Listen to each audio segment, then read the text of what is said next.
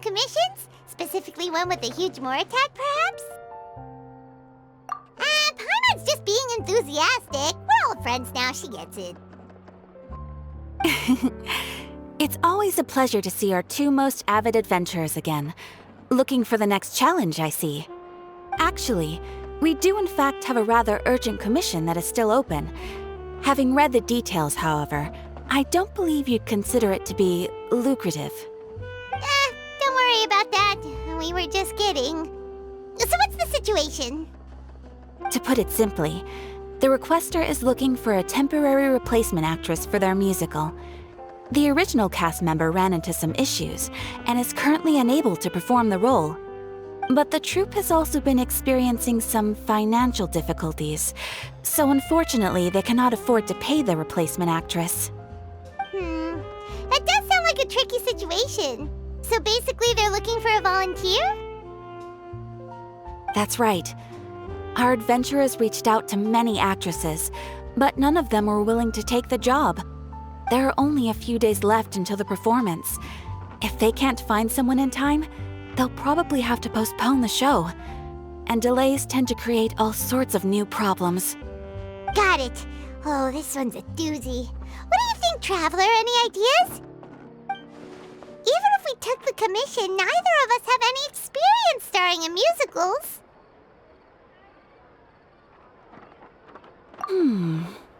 If you're interested in helping, why not start by having a chat with the requester?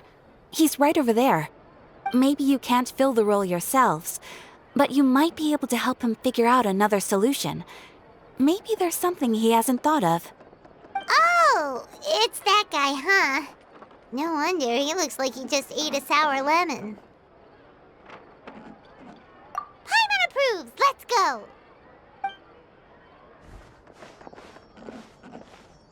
Hello there, are you the guy looking for a new actress? Wait, I know you two! Are you really willing to act in my musical? Wow, sounds like we're pretty famous in Fontaine already. But to answer your question, neither of us have any experience in musicals. But we heard that you're in a bit of a bind, so we figured we could at least try to help you think of a solution. Ah, I see. It's okay. I knew that asking for a volunteer was a long shot. If we can't find someone to step in, we'll have no choice but to cancel the show. It would be such a shame.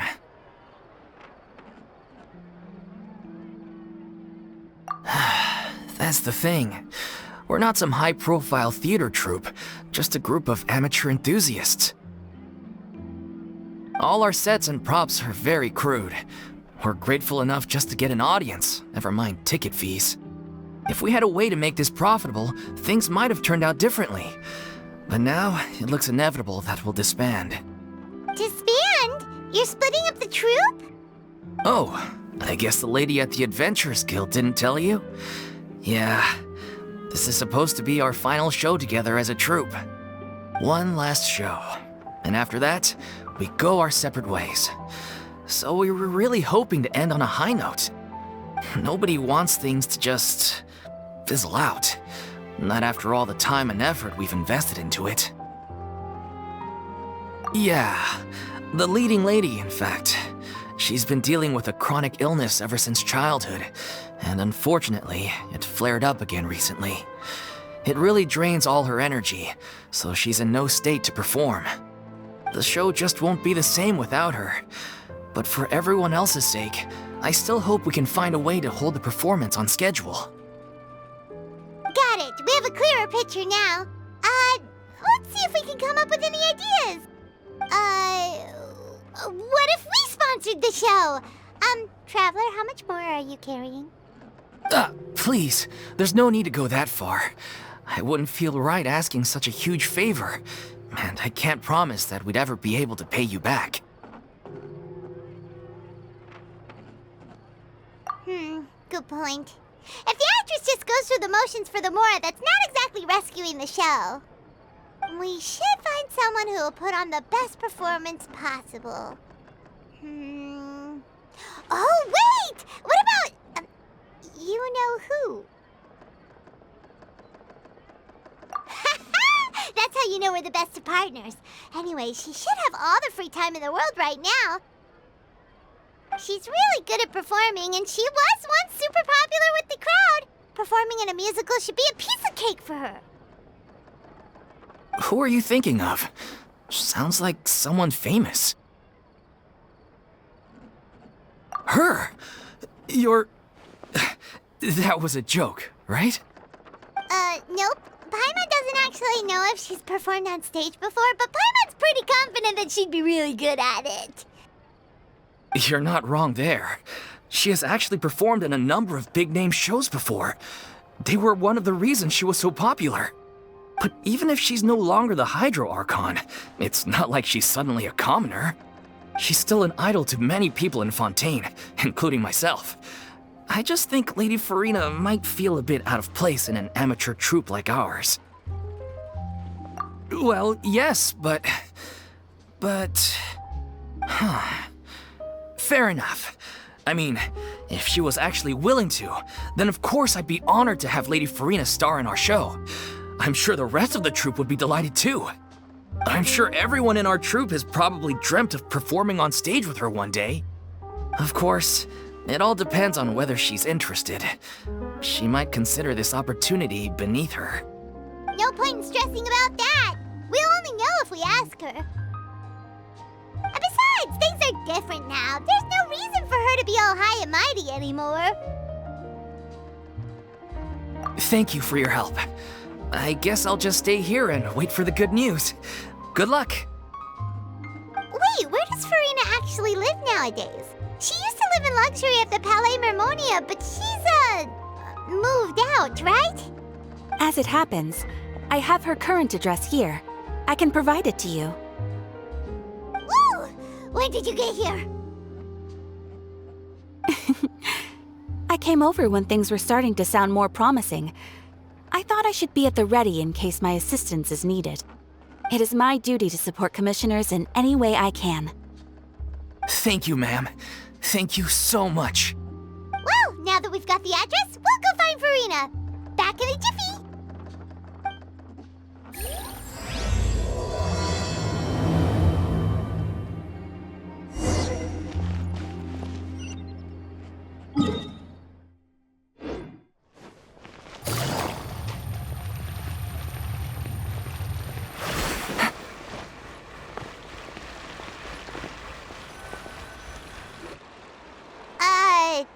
Did Catherine really give us the right address? She lives here? Not that there's anything wrong with this place. It's just, a bit of a step down from the Palais Mermonia. You know, it's common courtesy to make sure the homeowner isn't an earshot when you're denigrating their abode. Ah! Okay, when did popping out of thin air become all the rage? First Catherine and now you? I was just out on a shopping trip.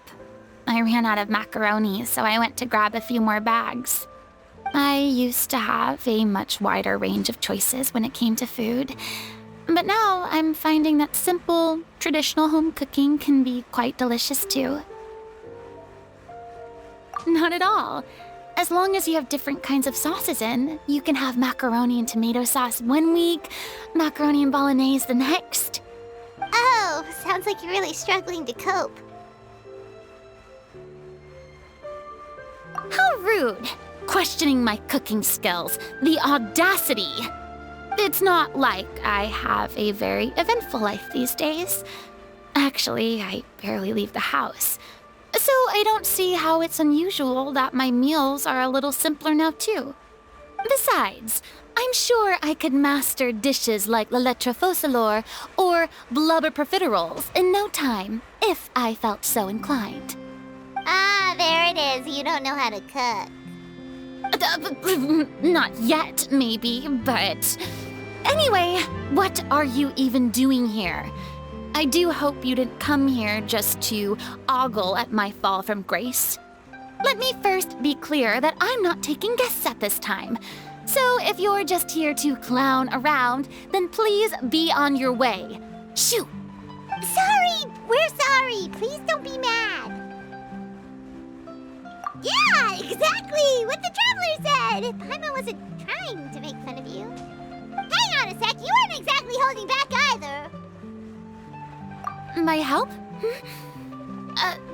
Well, maybe you're forgetting that I'm no longer the mighty Hydro Archon. I don't even have a vision, you know. Don't worry, it's nothing that serious.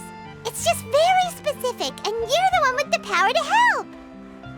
Oh?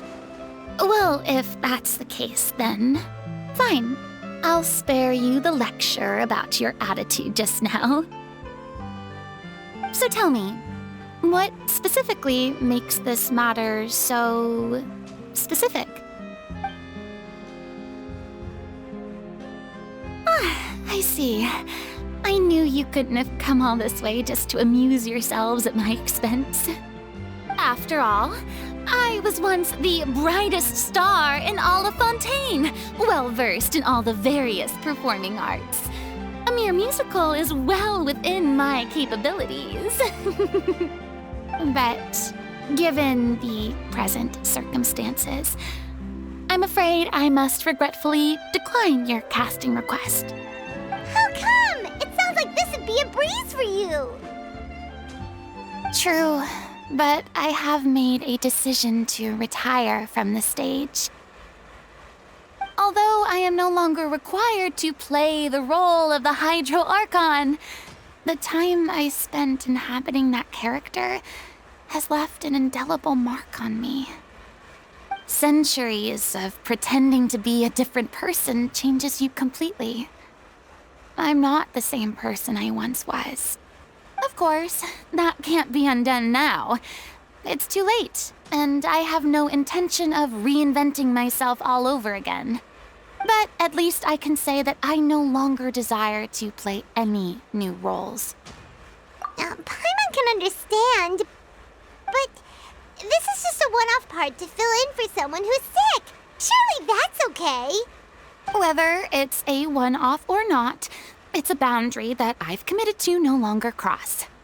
If I make an exception to the rule now, I'm just leaving a back door for myself, which would be the same as not having a boundary in the first place. So I'm not going to perform, and that is that. Okay, guess there's no convincing you. Well, is there anything else we can do to help out the troupe? Otherwise, they'll just have to disband without any fanfare. Do you know any other actors who might be interested in the role? Nope. Short and to the point, okay. I've never been great at maintaining relationships. Besides, anyone I've ever worked with probably couldn't wait to get rid of me. Since I'm just an ordinary person now, they'll probably just laugh in my face if I go asking them for help. True, but I mean, could you even blame them? I show up out of the blue, begging and groveling for their help with a show they won't even get paid for? Oh, no way. I'm dying from embarrassment just thinking about it. Nope, not happening. Well, is there anything else we can do? This performance really means a lot to the guy we're working for. Have I not made myself clear? You're barking up the wrong tree. I don't want this job, nor do I know of anyone else who would. Sorry. I didn't mean for that to sound so harsh. I wish I could help, really. But if I thought I had the answer to this problem, I would have said so by now. It's all right, Furina. Paimon just wanted to make sure we tried everything. Oh, everyone in the troupe will be so disappointed. Yeah, I guess that's all we can do now. All right, then. We'll see you around, Furina. Toodaloo to you, too. I'm going home to take a rest now.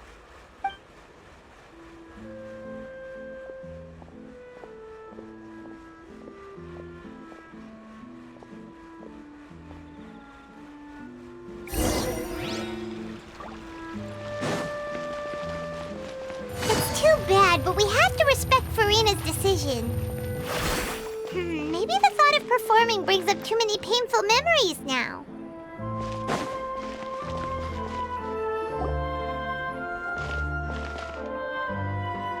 Huh? What's going on? Are they arguing?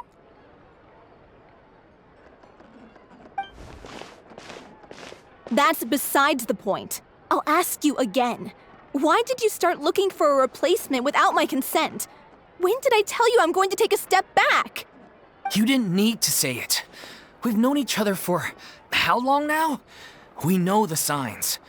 But you never tell us about your illness, even when it's clearly flaring up. And that gives you the right to make a decision on my behalf?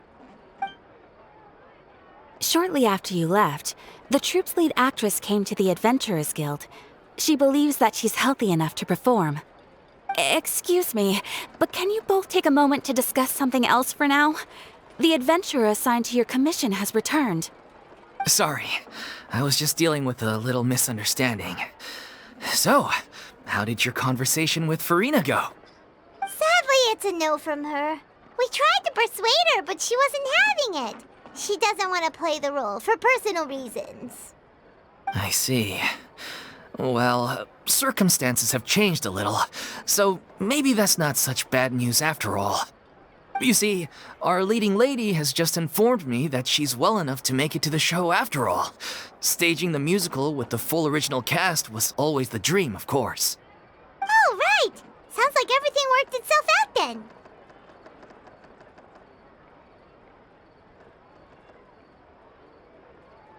Yeah, she'd be livid. We'd get the scolding of a lifetime.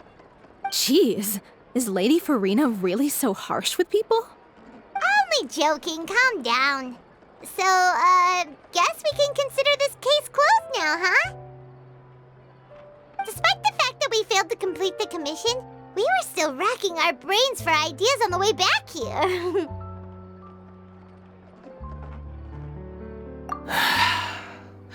Look, there's no point arguing with you about this anymore.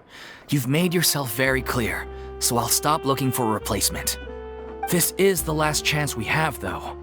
If your illness flares up again, there won't be time to find anyone to replace you. So, are you absolutely sure you'll be able to handle it? The whole team is putting everything they have into this final performance. We have to make sure it goes ahead. Yes, I'm completely confident. I've been taking a new medication from the doctor, and it's working brilliantly. I'll definitely be able to tough it out until the performance day. I share everyone's desire to commemorate all our years as a troupe with a proper farewell show. So the last thing I want is to be left out. Every one of us thinks of this troupe as their home, myself included. You're right. I'm sorry. I let myself get too worried about the show. I should have asked for your permission first. All's well that ends well. Sounds like the show will go on. Sure.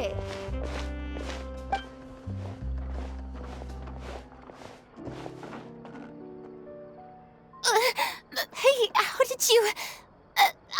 I was just passing by because I realized I forgot a couple of items on my shopping list. All right, I'm coming. No need to drag me.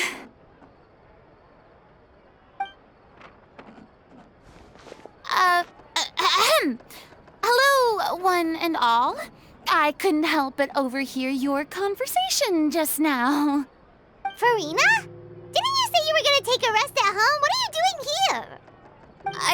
I was just ever so slightly concerned about the situation you mentioned. Yes, a teensy bit concerned, that's all. When you came to talk with me earlier, I jumped right to explaining my position and said some strongly worded things. And all before I even had a full grasp of the situation. Anyway, I just feel a bit bad about how it went down. I'm sorry, Paimon. Oh, it's totally fine. Paimon didn't take any of that personally. You really have a knack for asking the most uncomfortable questions, don't you? I felt very sheepish, having had a change of heart after flatly refusing you. And then, to make matters worse, you caught me. But in any case, it sounds like the issue has already been resolved. Yeah. When they said they were gonna ask for your help, I almost had a heart attack. I mean, how could we be worthy of having Lady Furina star in our show? There's no need to think like that, and no need to keep addressing me as lady. Just Furina is fine. I was wondering, if this troupe is so important to all of you, why does it have to disband? If the difficulties are purely financial, then there must be a solution. You could put the shows on pause while you look for a sponsor, for instance. Everyone seems so devoted to the troupe. I'm sure if you keep chipping away, you'll find a way through. We all want to believe that, but some things are just beyond our control. Everything's been going downhill ever since we lost our director. She was the heart and soul of our troupe. She kept us going. Her name was O'Reilly, and she was the founder as well as the artistic director of our troupe. And tragically, she was a victim in the serial disappearances case. What? That's actually how I recognized these two. It was all thanks to their efforts that the true culprit was brought to justice. But still, no sentence can bring our director back to us. She was a loyal fan of your performances, Miss Furina. They were what first inspired her to get into musical theater. She rallied many people around her who were destitute or had lost their sense of purpose in life, and convinced them to join her troupe. She wrote her own scripts, acted on stage, and mentored each and every one of us. People loved our performances back then. We seemed to be going from strength to strength. Things were really looking up for us. And then disaster struck. Yeah. After that, the entire troupe fell into disarray. None of us know anything about script writing, let alone how to handle the business side of things. We've been doing the best we can. But despite our efforts, things are slowly but surely falling apart. It's agonizing. But ultimately, we'd rather end things now on our own terms than stick it out to the bitter end and watch all our dreams turn to dust. Oh.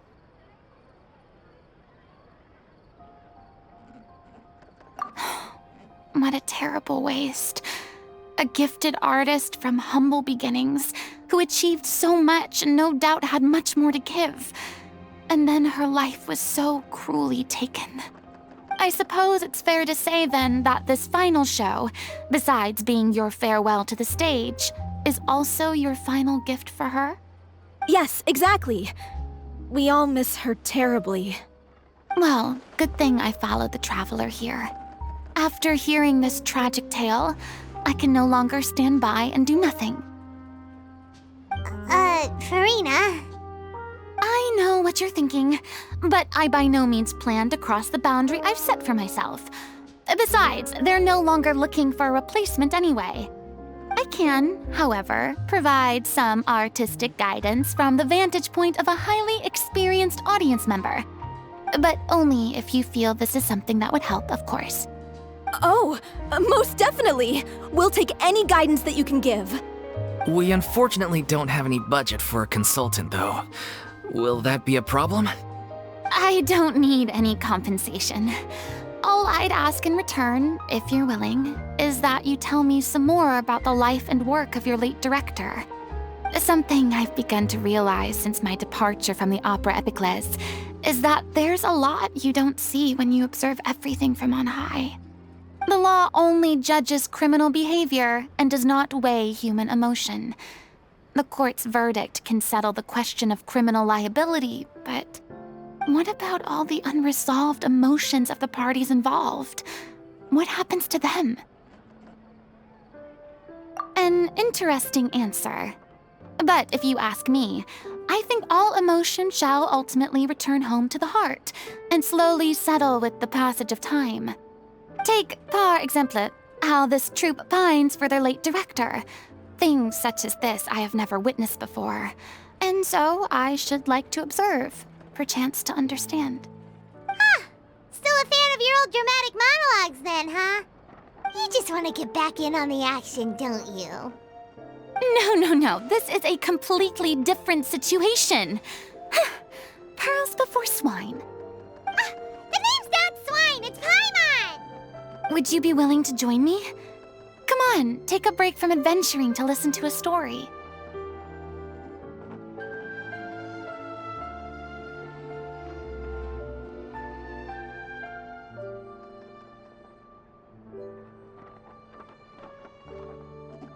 Thank you all so much.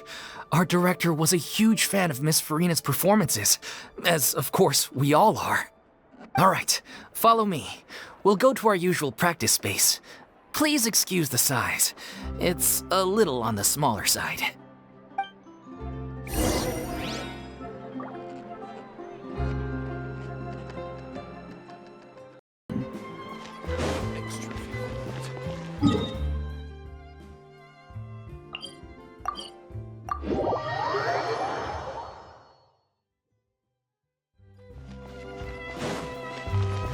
Take it easy.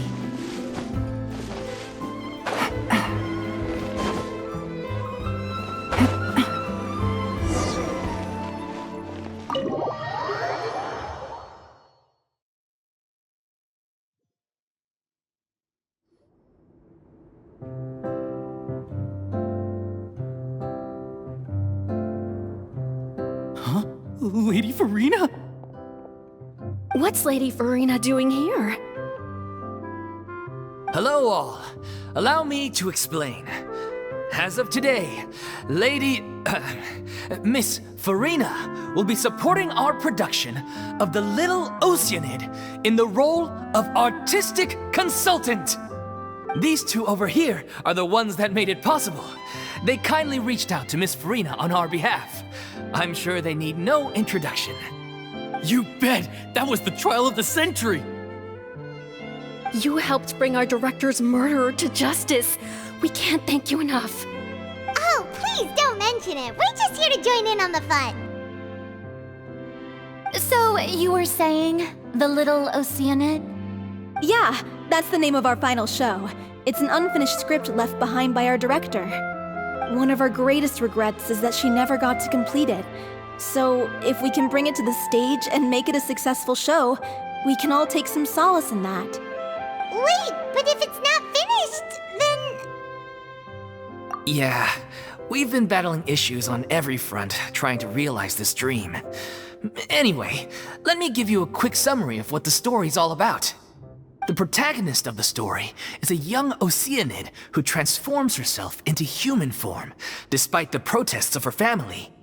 She longed to live just like any other human, and sure enough, she found friendship and even love. Everything seemed perfect.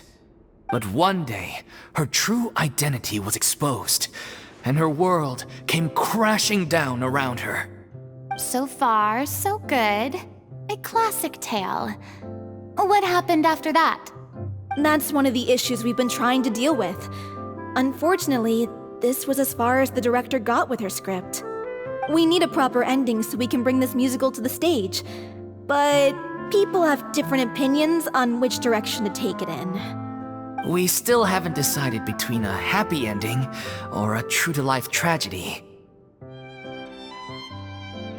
By true to life, you mean the director's sudden disappearance? Yeah, like they say, truth is stranger than fiction. But then there's the question of whether we really want to use the stage to pass our raw pain onto the audience. Exactly. A lot of the time, people come to watch a show just hoping for some light entertainment. We have to consider their emotional stake in this, not just our own. And one last thing. We're still waiting on confirmation from two of our main actors. The first is Paulo, who plays the protagonist's lover. He's locked himself away to focus on writing an ending for the script, but the deadline's passed and we still haven't heard from him. The other is Villemont, who plays the main antagonist. He took the director's death pretty hard.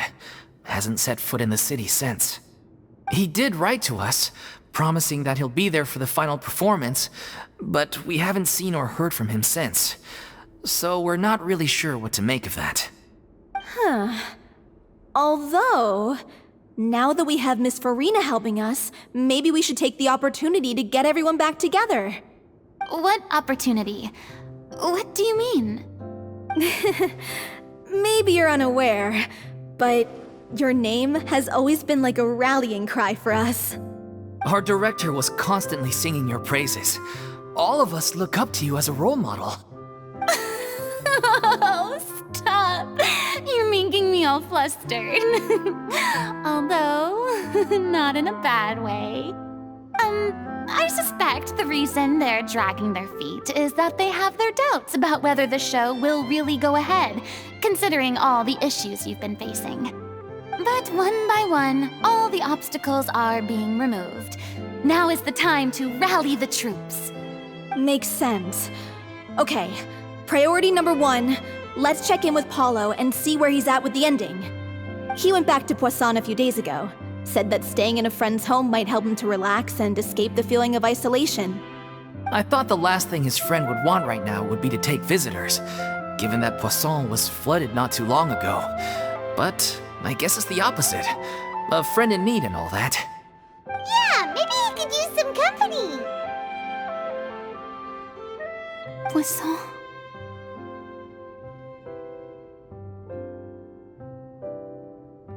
Nothing.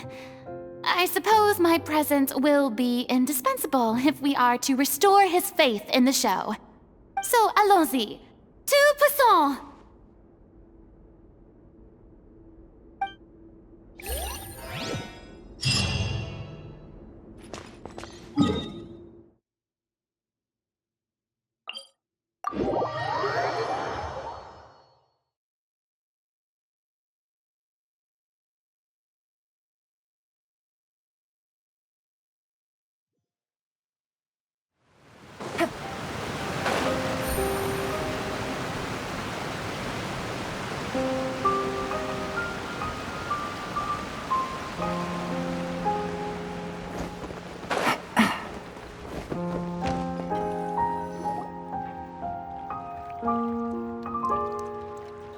If I remember correctly, this is where he's staying.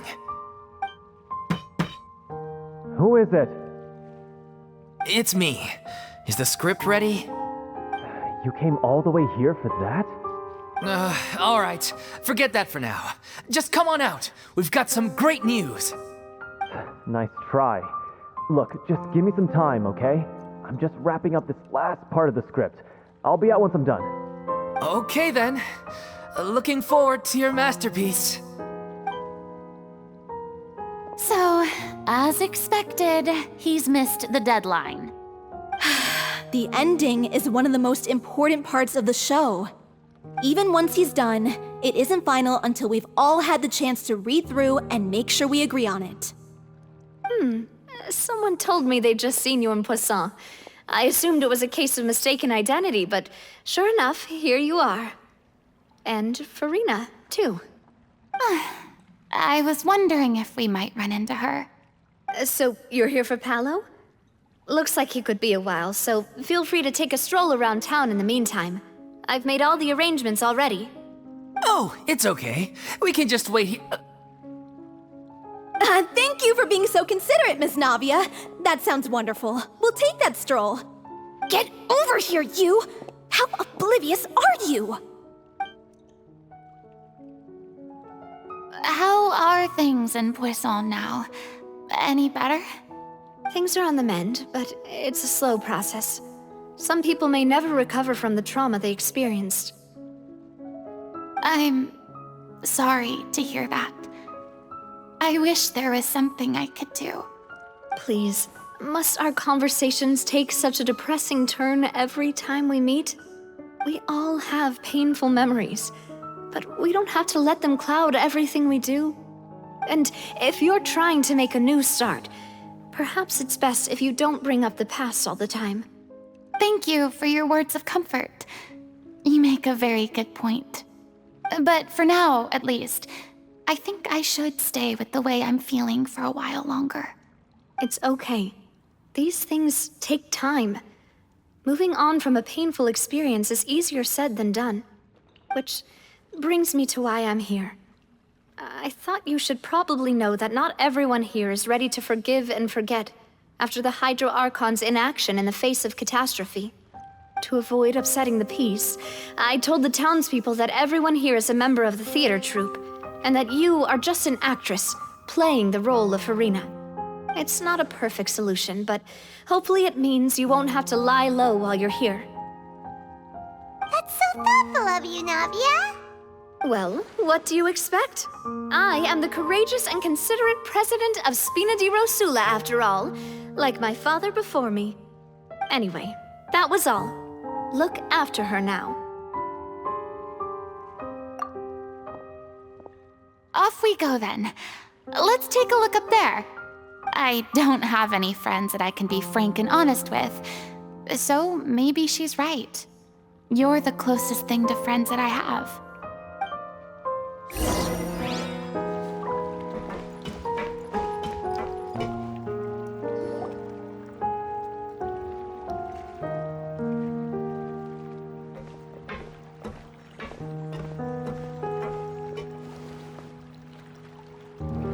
I'm so grateful that Miss Navia was so understanding. To be perfectly honest, I didn't know if I was ready to meet her. It's always easiest to just run away from your problems. But that never fixes anything. You can't get around the obstacles without facing them.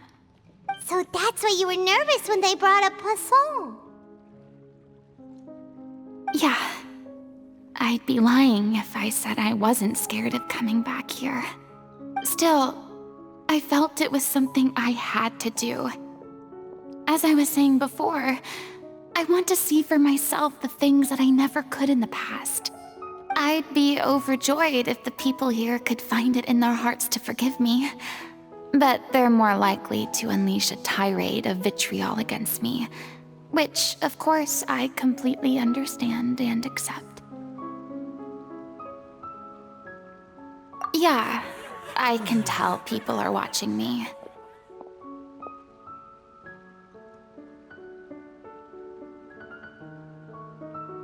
I'm sure some people here see the idea of someone coming to Poisson dressed as the Hydro Archon as extremely disrespectful. I used to be terrified of the gaze of other people, especially when they had suspicion or resentment in their eyes. I guess I wasn't quite ready for this after all. I'm not surprised you're making yourself go through all of this. I can't let myself see only the things I want to see. How would that make me any different from before? Look! There seems to be a crowd gathering over there.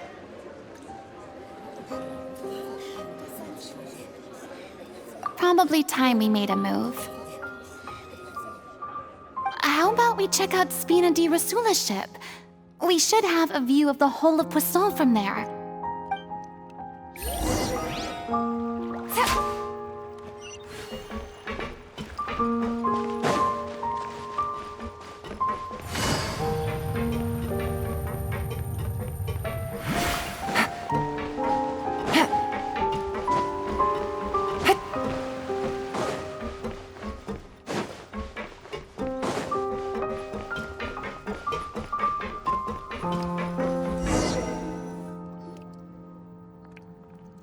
I'm sorry. You probably just wanted a relaxing stroll, and here I am dumping all this heavy stuff on you. We don't mind. It's actually refreshing to see a different side of you. Great. Well, I appreciate your company, so please don't disappear just yet. I don't know whether you can tell, but the years of suffering and loneliness aren't the only reason I have a hard time facing up to who I used to be. As I stand here by the ship, I can't get the images of the rising water out of my mind. One after another, people were taken by the water. All those treasured lives and memories washed out of existence in an instant. They thought their god would protect them. They had absolute faith that when disaster struck, a divine power would save them from harm. And all the while, I played my part to perfection to convince them that was true. But then the floodwaters finally came, and the Hydro Archon did nothing. You shouldn't look at it like that. You're only doing your duty.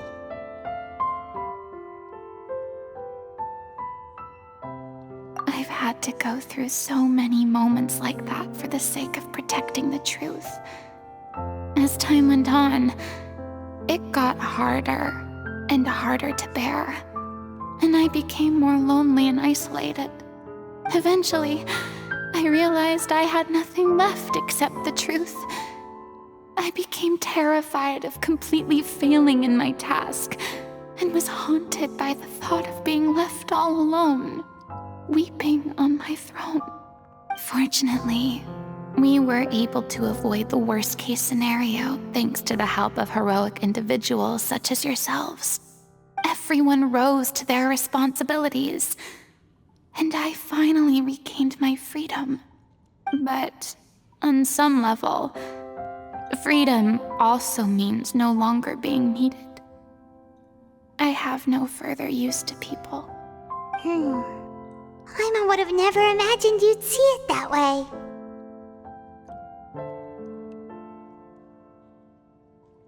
A reward? I guess so. Back then, I didn't even dare to dream about having someone to confide in. I was scared of someone recognizing me for who I truly was, and exposing a secret I swore to protect. Believe in the Furina you see on stage. She is the one you can trust. I had to keep all my feelings, all my curiosity about life to myself. No one could be allowed to know. That's what I really meant when I said I'm no good at maintaining relationships. So that's where you were coming from. Paimon totally thought you were just a bit of a diva at heart. Could you please get off my case? I don't know what's gotten into you today. I'm making an effort here. You could at least try to do the same.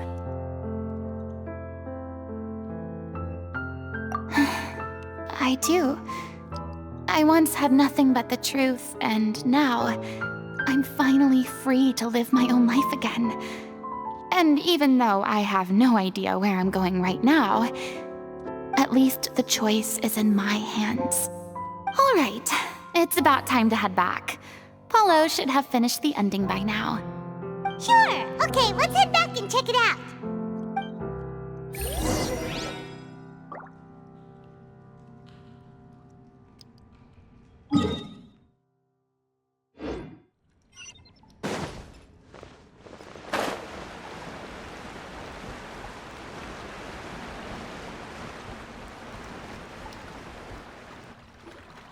Didn't you say you needed to watch what you eat? You're supposed to be cutting down on fried foods, not wolfing down copious quantities of fish and chips, you know? Come on. It's not every day we get to dine at Spina di Rosula's expense. Can you believe how generous she is? I'm not about to pass on free food. Anyway, my character doesn't need to be slim and good-looking. That's your job. Are you kidding me right now? It's not your character's health I'm worried about, it's yours.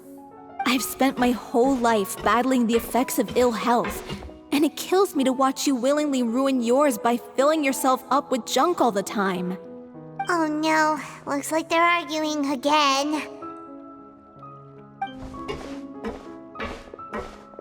We're back! Could you maybe put your differences aside for a moment? Ah, you're back. We've been enjoying Spina di Rosula's VIP treatment in your stead. Paulo's nearly done. We shouldn't have to wait too much longer. Great! So you were discussing your characters, right? We heard she's playing the Oceanid who turns into a human girl. What about you? Me? I'm an Oceanid too. He was originally supposed to take the form of a crane, but he outgrew that role. Well, the costume at least. So now he's playing the boar instead. Sorry. The boar's not a bad character, actually. He's the one who raises the little Oceanid, yes? That's right. He has some pretty memorable lines too, like when he imparts some solemn words of wisdom to the little Oceanid. If you become human, you can reveal your secret to no one. You will face suffering and loneliness. Is this truly what you want? Wait, that sounds kind of familiar. It's the most important line in the whole script. I think it's a symbolic statement about our director's life and legacy. She kept quiet about all the trials and tribulations she faced in running our troupe, allowing us to devote ourselves fully to performing. It was only after she was gone that we realized how tough her job really was. You mentioned earlier that the troupe is like your home. Yeah. I was born with an incurable illness, and once my family found out it couldn't be treated, they decided they didn't want me anymore. I spent some years taking whatever work I could find and trying to manage my illness with various medicines. But whenever I had a bad flare-up, I'd be lying in an alleyway for days at a time. It was like that until the director found me one day. She told me I had a great voice and asked if I was interested in studying singing from her. I said yes. She took me under her wing, taught me to both sing and act, helped me find Mora for my meds, took care of me when my condition decided to flare up. I know it was all a huge burden on her. She sounds like a really incredible person. She really was. She gave everything she had to her troupe and the people in it. All of us were so proud to call her our director. I was a lost child too when she found me. As the child of a murderer, my parents weren't around when I was little, so I got sent to an orphanage. The other kids were always picking fights with me. They'd say things like, "Come on, you must be pretty tough if you're the son of a murderer." It was just to taunt me, though. I was an easy target, and they knew it. One day, I got beaten up so bad that I just couldn't take it anymore, so I ran away. I lost all faith in humanity by that point. Thought the whole world was out to get me. Let me guess. Fortunately, the next person you ran into was the director. Yeah. For the first time in my life, I was somewhere I felt safe. And I promised myself I'd stay here until the day the group parted ways. The day you hoped would never come. How times change. Oh, you're finally done? Get your butt over here. There's someone I need to introduce you to. This is our new artistic consultant, Miss Furina. Furina? The Furina? Oh my god, how did you manage to wrangle that? Please, the honor is all mine. I was profoundly moved to hear about your troupe and your wonderful director. I just wanted to do something to help. Same here. Even so, this is just... Oh, wow. I'm sorry. I'll try to calm down. Now, where was I? Ah, yes, the script, of course. Let me give you a rundown of how the story unfolds in my version of the script. I'm sure you're already familiar with the beginning of the story. A little Oceanid decides she wants to become a human against the wishes of her family. She finds love and friendship in the bustling city. But then, disaster strikes. The people start to notice that all the fresh water in the surrounding area is slowly disappearing. The soil is becoming arid, plants and flowers are withering, and the people begin to panic. The little Oceanid, Cleo, and her lover decide to do something about it and investigate the truth of the matter together. In the end, they discover that all the waste and pollution created by humans over the years has caused the fresh water to flee the land, as if driven by a consciousness of its own. Consciousness? You mean the water is sentient? Water as a conscious entity. There's actually quite a few stories that explore this theme. Since the little Oceanid is a water spirit, she immediately understands how the water is feeling. She then tells her lover about her true identity, as well as the truth behind the crisis. Her lover accepts her for who she is, and works with her to find a way to bring the water back. However, unbeknownst to them, there were some people eavesdropping when she revealed her secret. The little Oceanid is accused of being directly responsible for driving the water away, and faces the greatest dilemma of her life. And then? In the end, She makes the brave decision to sacrifice herself to save her lover and the rest of humanity. Huh? But didn't they all treat Cleo like a villain? Why would she want to save them after that? Well, she mainly wanted to save her lover, plus everyone who'd stood up for her.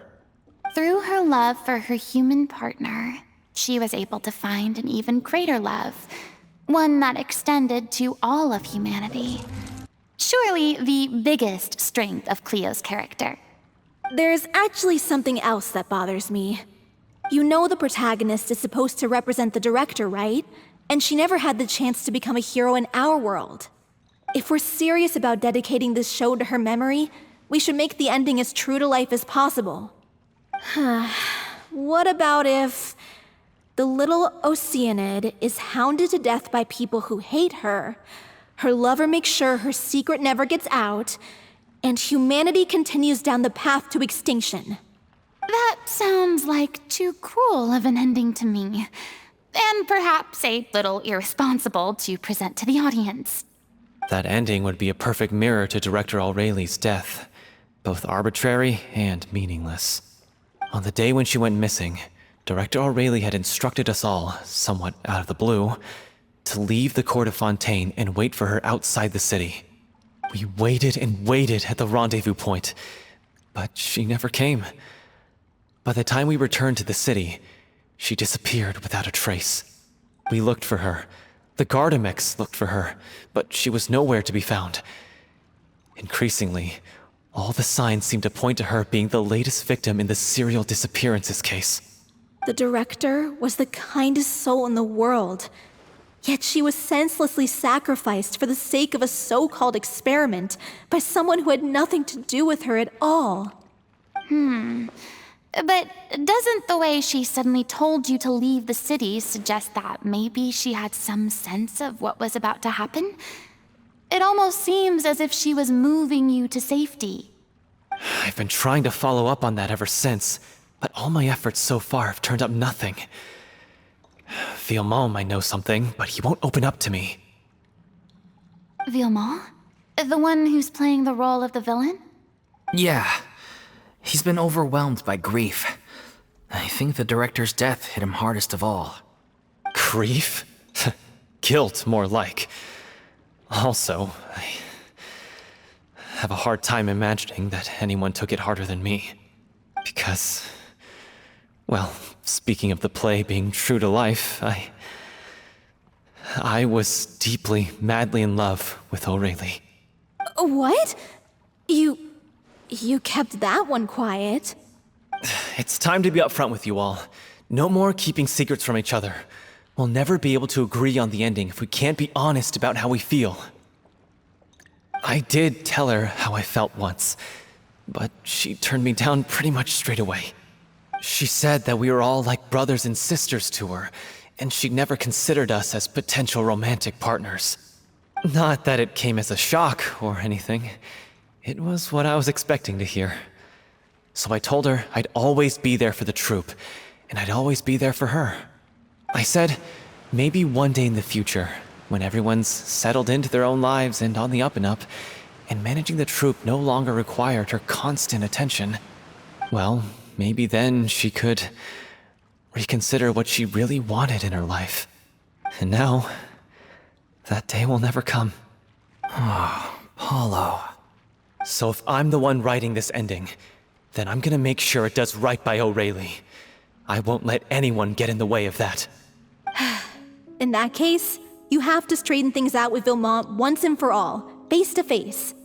We've all had our differences of opinion over the ending, but those two have never seen eye to eye on anything. One of them has to compromise if we're ever going to reach a final decision. Well, if that's where we're at, looks like it's time to go visit Villemont. Are you ready to face the truth? Honestly, I'm slightly terrified. But for the sake of our final performance, I'll do whatever it takes. Funny you should ask, though. You really do get what I'm going through right now. I certainly do. Come on, everyone. Allons-y!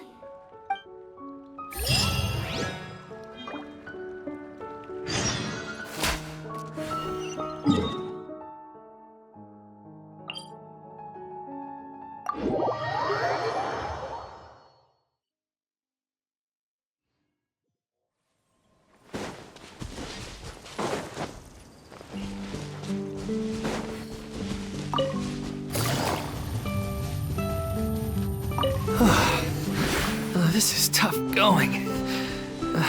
Delphi,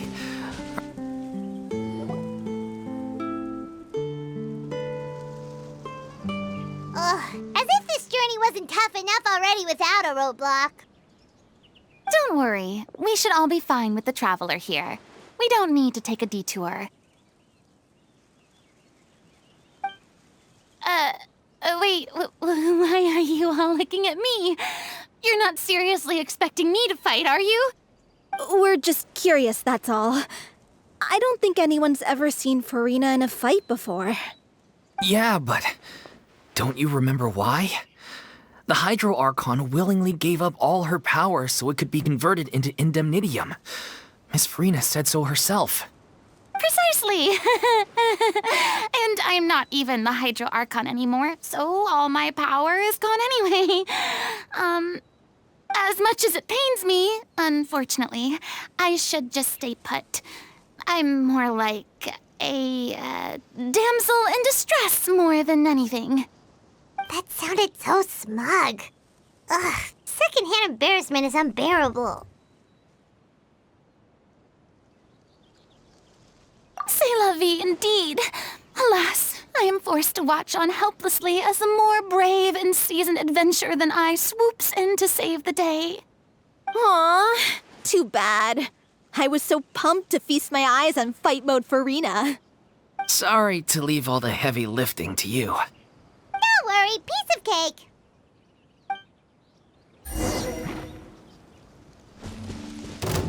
Our bond is strong. Solidify! Here you are.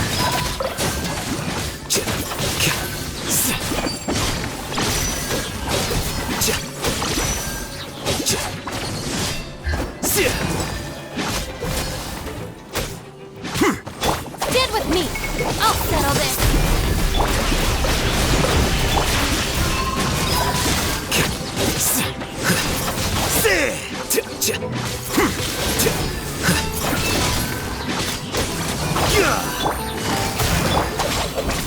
Bravo! Good show! You certainly live up to your reputation. Yeah, thank you. Anyway, the path is cleared now, so onwards and upwards.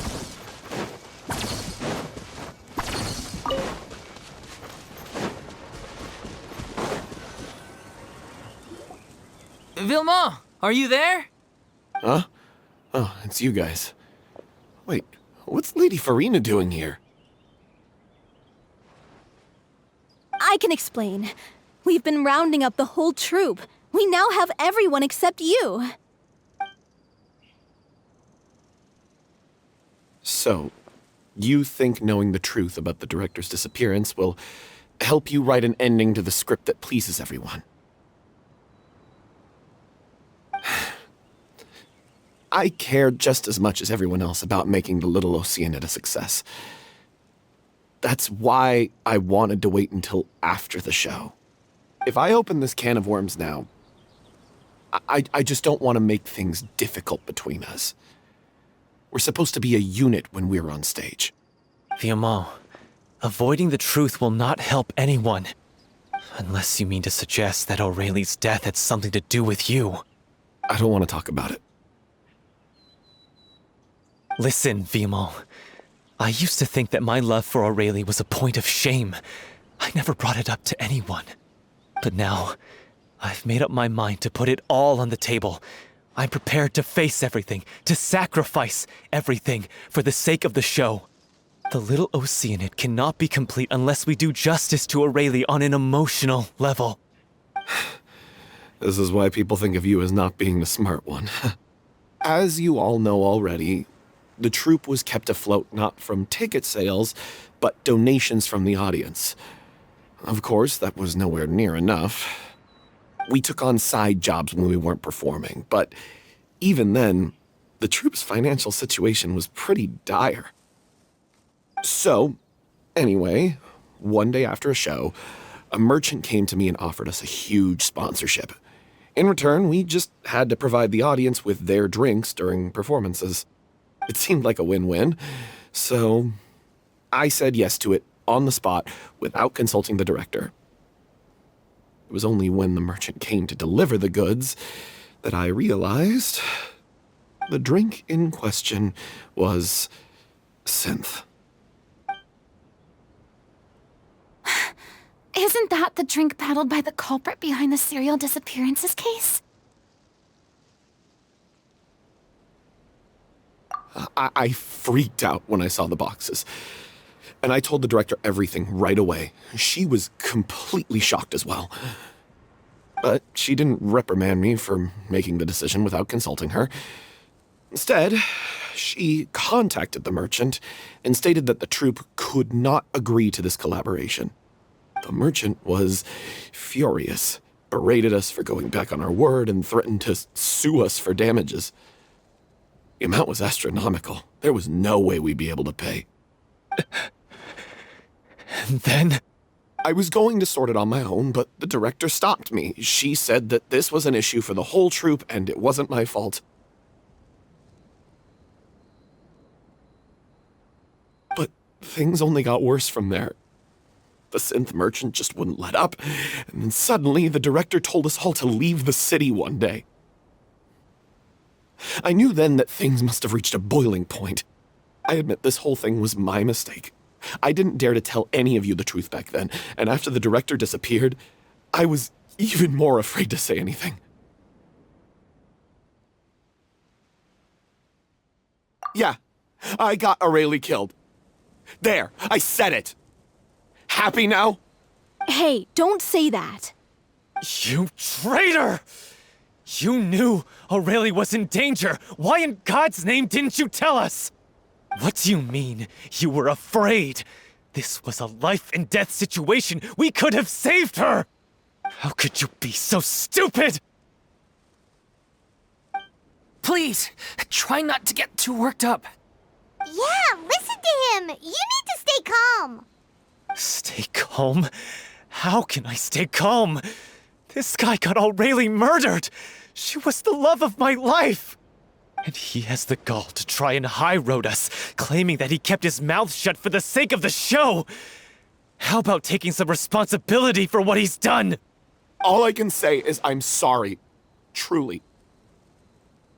I wanted to apologize to everyone in the troupe, but that won't bring back the director. What good is my apology now? I'm just a coward who made an awful, terrible mistake that I can never take back. Beat me up if you want. Kill me if you prefer. It's what I deserve. End my life. So I can meet the director and apologize to her in person. Get out of my sight! Go! Get lost! I don't ever want to see your face again! That's enough! You've screamed and shouted at each other for long enough. Now pipe down, both of you! Can you stop conflating the show on stage with your real-life relationships in the troupe? You keep saying that you want to use this final performance to pay tribute to your director and celebrate her life. How can you do that if you're just using it as an excuse to vent your own emotions? You're right. I'm sorry. On stage, the lead role is the focal point of the audience's attention. And you're all used to seeing the director as the heart of the troupe. But in her own life, her greatest desire wasn't to be the center of attention. I can tell how much she loved you all, and how much she loved the troupe. What she wanted was to build a warm home for all of her brothers and sisters. To shield you all from the storms that rage in the world outside. That's how you should remember her. And that's what you should be celebrating. I understand why you're trying to make her the hero of the story, but isn't she your hero already? After everything she did for you? Yeah. So think hard about what that means. And then think again about what you hope to achieve by arguing with each other. If you really hate each other and can't reconcile your differences, then you could just call it quits now. Why bother with the final performance if the group is already fractured? But you can't bring yourself to do that, can you? You care too much about Director Aurelie and the home she built you all to let go. What are you laughing at? I don't see what's so funny. Sorry, I didn't mean it that way. It's just that, for a moment there, it felt like our director was back with us again. If she'd seen Paulo and Vilmont at each other's throats like that, she would have scolded them exactly like you did, in that same stern voice. Really? But she sounded like such a gentle person. Of course she was. Even her harshest lectures came from a place of kindness, and it showed. She really was a truly outstanding person. What you said, it really puts everything into perspective. I'm truly sorry. I really meant for this to be a genuine apology, but I ended up making it all about me and my self-pity. It's all right. Let's save all this for after the performance. So, the ending. What are we gonna do about it? Clearly, everyone needs to take a step back for now and reflect on what really matters. When emotions are running high, things get lost in the fray. The end of the story needs to focus back on Aurelie herself. She's the true star of the show.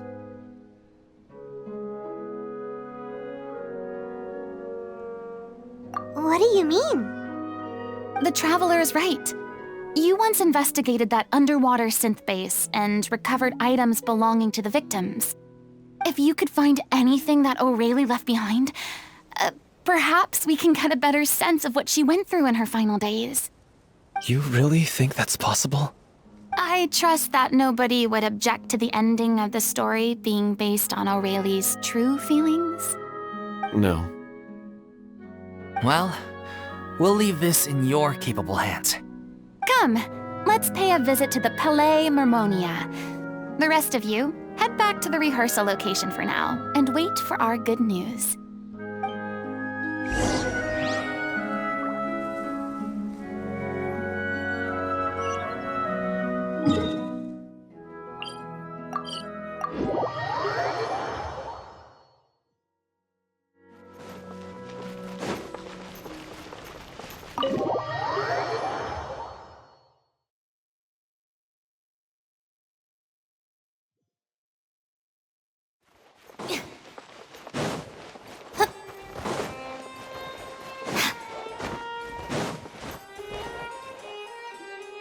You want to review some recovered items connected to victims of the serial disappearances case? But, that case has been closed for quite a while now. Still, since you were the ones who discovered and submitted the evidence in the first place, you don't actually have to submit an application. Okay, please hold on. I'll have someone dig them out.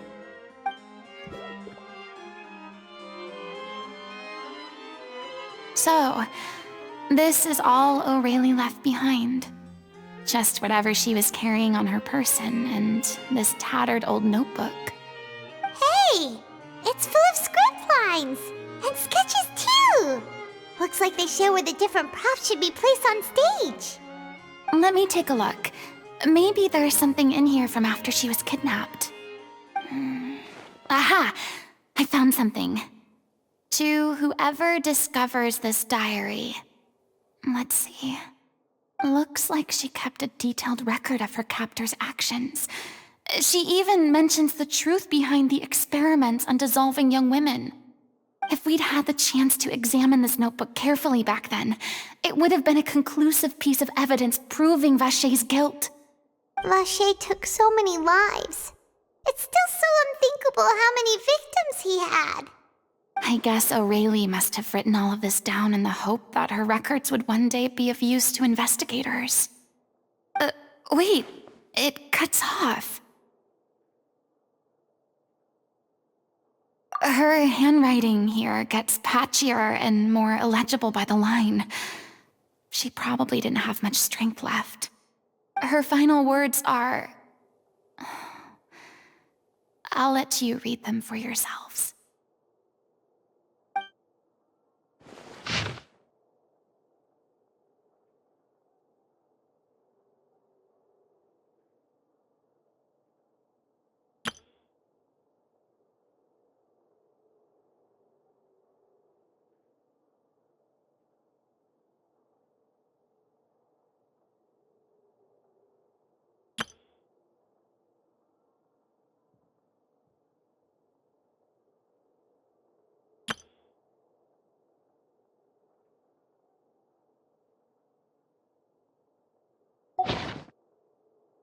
She was so terrified.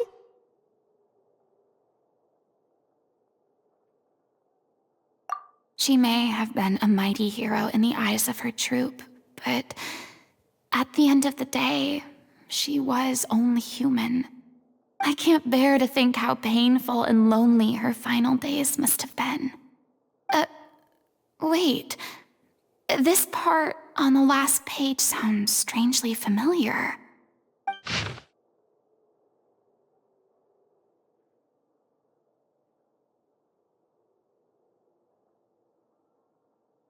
If you become human, you can reveal your secret to no one. You will face suffering and loneliness. Is this still what you want? Isn't that the most important line in the Little Oceanid? Because I am an older sister to them. Oh. So she didn't regret her decision, even as she sat in silence, waiting for death to come. I'm sure this is what the troupe would have hoped to hear as well.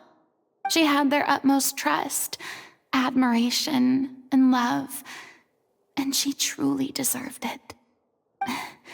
Let's go. It's time for them to learn Director O'Reilly's final thoughts.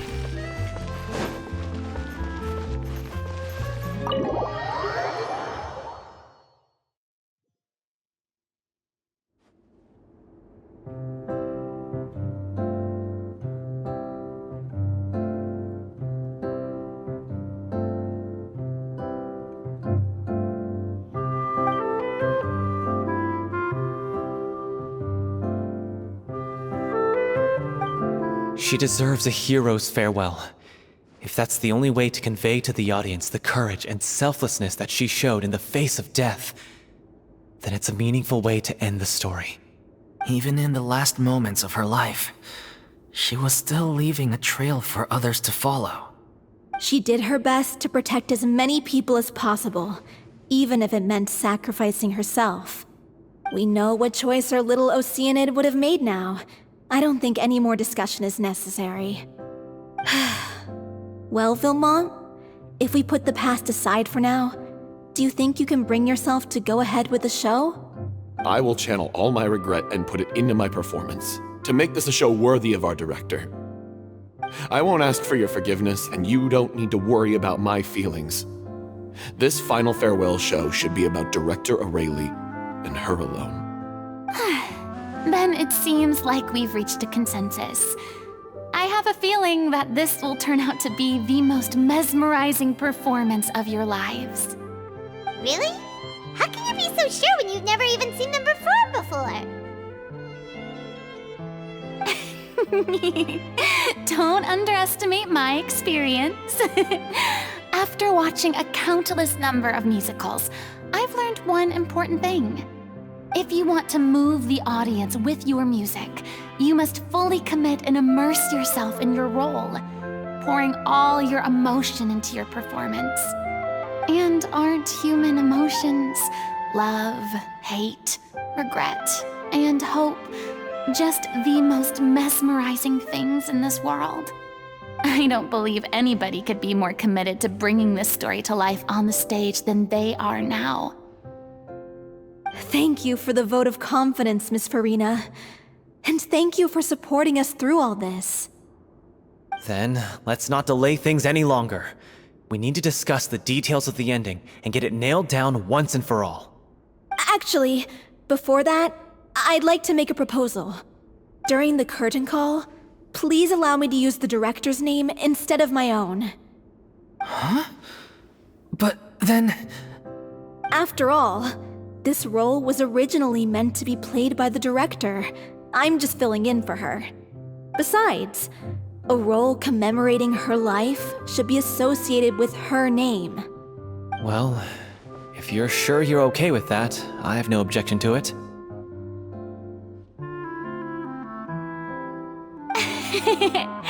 Now we're talking like a serious acting troupe. All right, I'll leave you to fine-tune your musical while I go and procure a stage. Procure a stage? Oh, it's okay. Our usual place doesn't need a reservation. That place? Oh, don't be silly. For an extraordinary show, we need an extraordinary stage. By which I, of course, mean the Opera Epiclese. Whoa, wait, what? No. That's never going to work. It's far too fancy for the likes of us. What are you afraid of? Surely you don't think that Aurelie's story is unworthy of the grandest stage in Fontaine. No, though that's not what I meant. It is supposed to be your grand finale, right?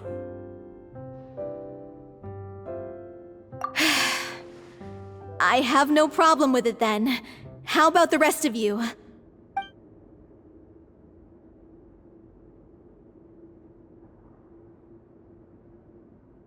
I'll take your silence as a yes. Thank you for giving us this opportunity. It really is a dream come true. Well, then don't disappoint me. If you mess this up, it'll reflect poorly on me too. Come on, we'll need to get the go-ahead from Nervilette. I know just where to find him.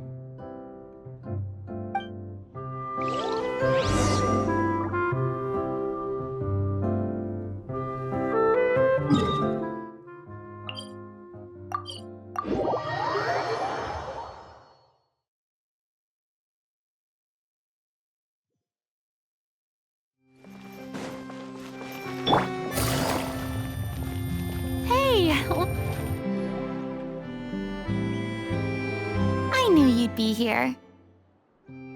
I'm here merely for a short break. It has been a while, Miss Furina. And you too, traveler in Paimon. What might I assist you with today? I would like to book the Opera Epiclese for an event. You see... I understand. The process for booking the Opera Epiclese is complex and can be somewhat cumbersome. But given that the request is coming from the three of you, I see no reason to make things unduly difficult. The story of the little Oceanid is most fascinating. I'm looking forward to seeing it performed on stage. I will say, however, that I am surprised to see your passion for the performing arts rekindled after all that has happened. Huh? What do you mean? Do I look excited? Yes. And this is the first time that I've seen you like this since your departure from deityhood. At first, I just felt bad about rejecting them. So I wanted to learn a little bit more about their situation. But one thing led to another, and... well, here we are. In the past, we sat in our high chairs in the court, giving our opinions on isolated cases, all while knowing very little about the human stories behind each and every one. Maybe it's because I finally become an ordinary person and gained my freedom, but I've developed a great sense of curiosity about their lives. I am truly delighted to see you find a new lease on life. Now that you've regained some confidence, have you had any thoughts regarding a return to the stage? Why would you suddenly ask a question like that? Well, if the Little Oceanid turns out to be a great success, it will no doubt become a classic. Many theater companies are certain to add it to their repertoire. The experiences and decisions of the protagonist Cleo are all modeled after your own.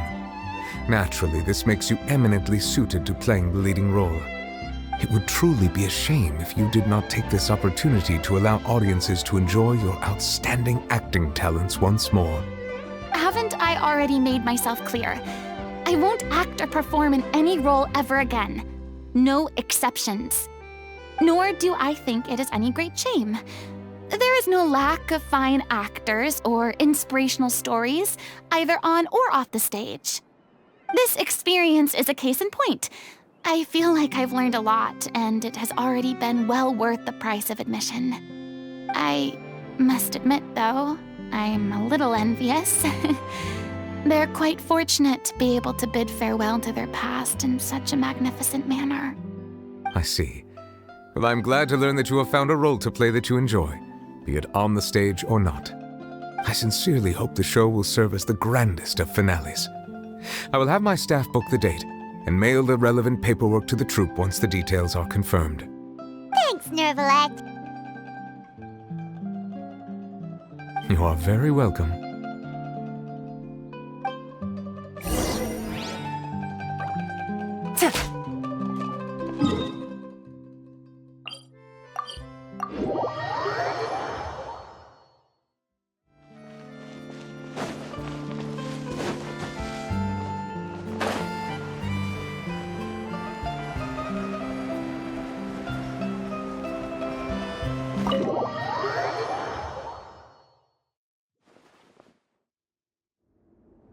Good news, everyone! It's done. The Opera Epiclese is booked. Thanks to my eloquent and impassioned speech, Monsieur Neuvillette was moved to provide us with a fitting stage for this special performance. We've had to fight every step of the way for this opportunity, but we now have all of the ingredients necessary to stage a truly spectacular performance. A touching story, a magnificent venue, and last but not least, a passionate and dedicated cast. Now, let's work together and make this show the best it can be. This is truly wonderful. The sooner we can finalize the ending, the more time we'll have to rehearse. Fiumali and I just went over some parts of the script and tweaked a few things. I think it's really going to resonate with the audience now. Wow, you two had a constructive conversation? That's great! Oh, communication is vital to any good performance. Look at us! We've come so far. I never could have pictured this scene a few days ago. It's amazing! Even though Furina's still being a bit of a drama queen about it all, she's really fired everyone up!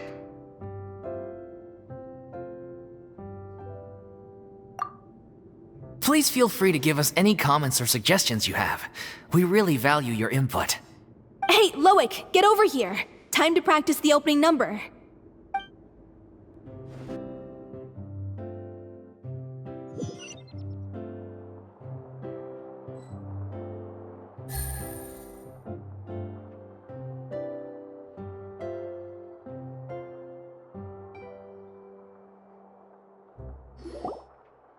Cursed Cleo. She stole the waters of life from us. She's a fraud, and she must pay for her crimes. This has nothing to do with her. The ignorance and hatred of our people is to blame. How can we hope to win back the water's favor if we don't change our ways? This guy could be useful. Take him hostage. If Cleo wants him back, she'll have to show herself. Leave this place, oh little Oceanid, and never, ever look back!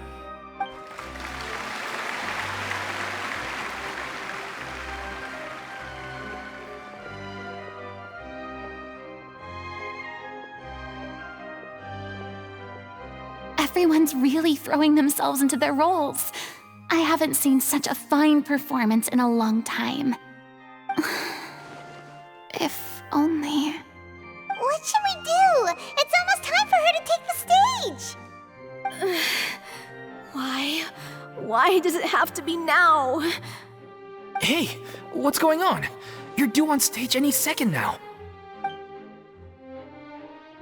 Oh no, not again. But why? What about your new meds? Did they stop working? They've been getting less and less effective over time. I've had to keep increasing my dose. What? I thought they cure it. So they were only managing your symptoms? I figured whatever it took to get me through this final performance. How could you do this to yourself? And after that lecture you gave me about not looking after my health. I'm sorry. I've let everyone down. You... this is a conversation for another time. How can the show go on without its star performer? Miss Furina, I'd like to make a request of you. Say no more. If you're sick, you need to rest. I know what you're going to ask. Loic, your character has no more scenes, correct? Oh, yeah. I think my scenes are all done. Although, I do have one more line. But I guess another guy in the troupe with a similar voice register could take it. Why? Please take Delphi back to her place to rest. I'll sing the finale. From the sublime to the ridiculous. After all that, everything's come full circle. Thank you, Miss Furina. I'm so sorry to put you in this position after everything you said. Never mind. What's done is done. It's really my own fault for getting in too deep.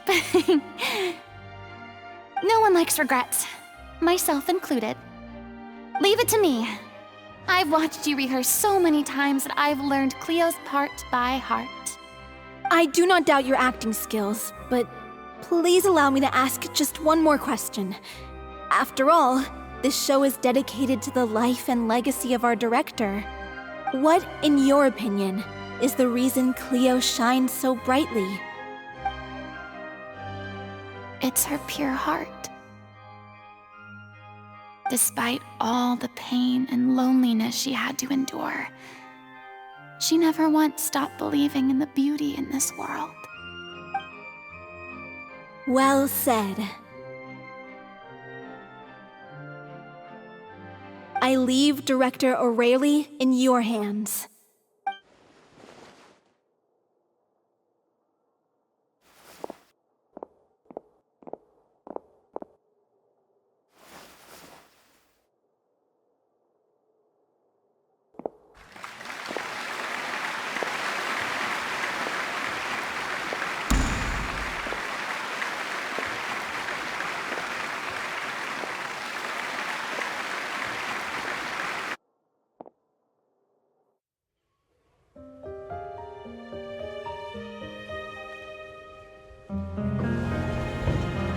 Is she here yet?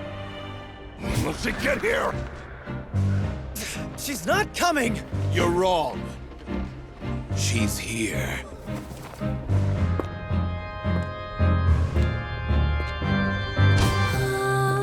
Si je pouvais vivre dans l'eau, le monde serait-il plus beau? Me pardonneras-tu, ô chère mère? L'eau dans son courant fait danser nos vies, et la cité elle nourrit, ainsi que toi, mon doux amour. But what about your wish? My wish.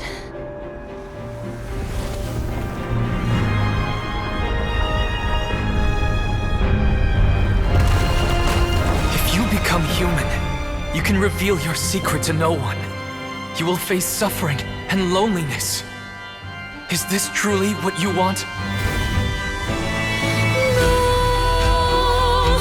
Le grand amour ne suffit pas, seul un adieu fleurira.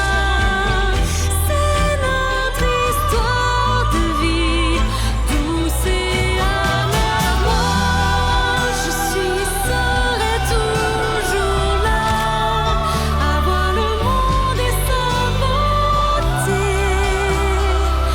et ça ne changera jamais, jamais.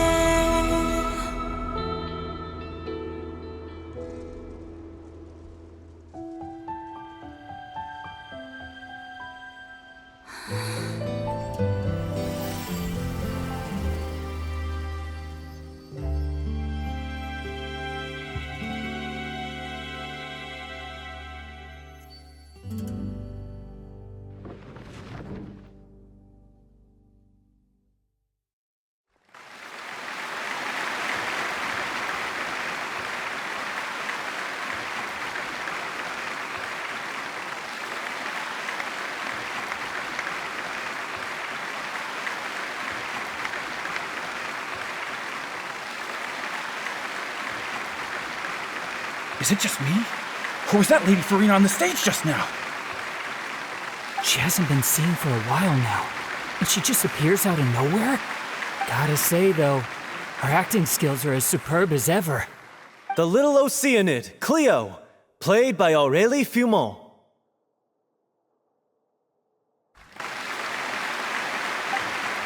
Wait, that's not her name.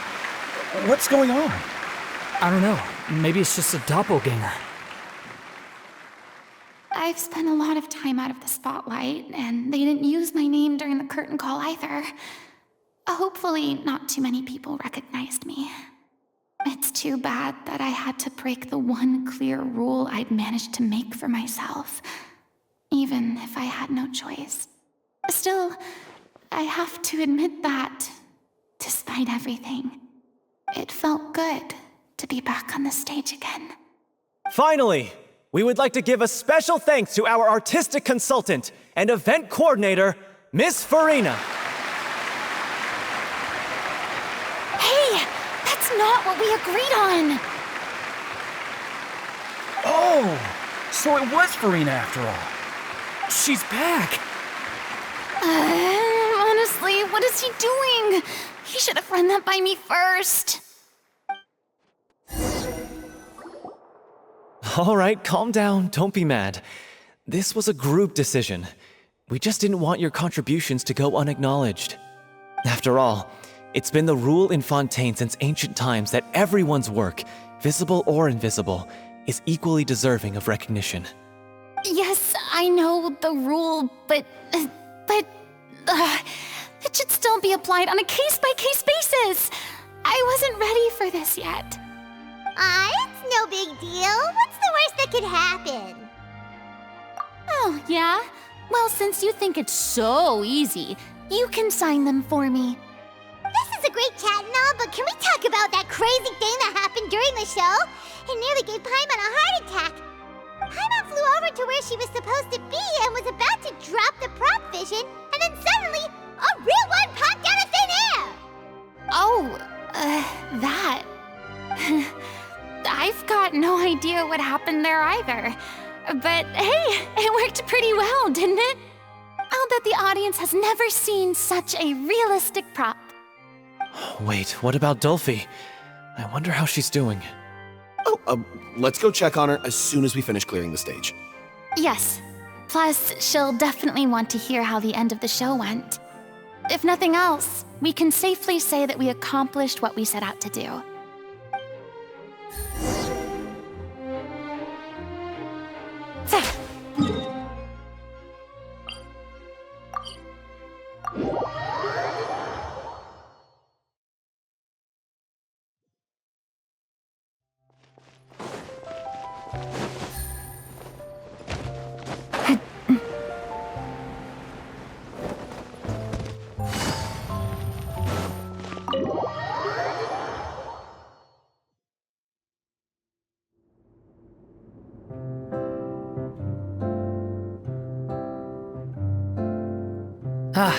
You're back. She's doing okay. Her condition stabilized after taking some of her original medication. From experience, though, I'd say she still needs a few more days of rest. How did the performance go? Was it a success? Did the audience like it? You'll be glad to know it was fantastic! Also, you're not gonna believe what happened while Furina was on the stage. You'll probably be able to read all about it in the Steambird first thing tomorrow morning. That's wonderful. I'm so sorry I failed to see it through to the end. I guess I was wrong to try and tough it out to begin with. Don't worry about it. Like they told me after announcing my name during the curtain call, everyone's work deserves recognition. Even though you couldn't see it through to the final scene, the audience was very impressed by your performance. It's safe to say that you made your mark on this memorial show. Well, one way or another, we did it. I've had bad luck ever since I was born, so I never expect things to go smoothly in life. I'm just happy to know that we went out on a high note. That's all that matters. Blaming your bad luck again, are we? Maybe if you didn't push yourself past your limits so much, your illness wouldn't be flaring up all the time. Oh, don't you start. I don't have the energy to argue with you right now. Aw, you two clearly care a lot about each other. I don't know what you're talking about. You mean we never stop arguing with each other?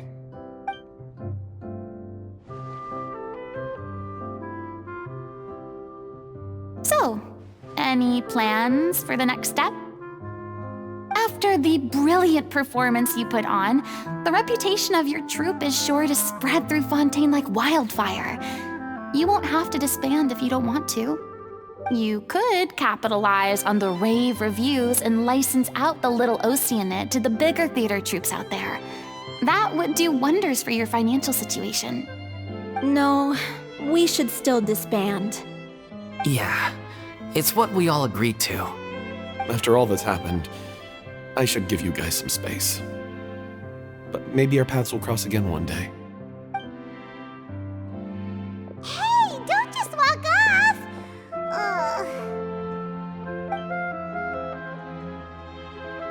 I still want to keep performing, so I might join another troupe. After watching Miss Furina's performance, I think I'm starting to understand our director's infatuation with musicals. You should do it. It suits you. I'd originally hoped to keep performing too, but I don't know if my health will allow me to. Oh, so now you finally got your priorities in order. I guess I'll hold off until you've properly recovered as well. What about you, Miss Furina? Any future plans? Well, frankly, I think a return to obscurity is no longer an option for me.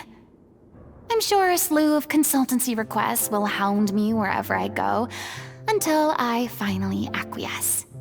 You rather sealed my fate there with your special thanks at the end of the show. Sorry. It's quite all right. No need to apologize. What I meant to say is that this whole experience has shown me that perhaps I'm not as averse to a return to the stage as I previously imagined. Maybe Nervilette was right. Maybe Cleo is the right role for me. I still don't wish to pretend to be someone else, but I do have a desire to express myself. So, maybe the show will go on for me yeah. There was once a time when I was an actress in a masquerade, seeking only to hide the truth. But from now on, I want to spend my time learning real stories about real people and how they touch the lives of others around them. I want to watch them blossom and wither, see them refined on the page, retold on the stage, and remembered long into the future. I'm sure this is what captivated director O'Reilly as well. Sounds like you're ready to stop running from your true calling. The more you get out into the world, the more you'll discover what a fascinating place it is.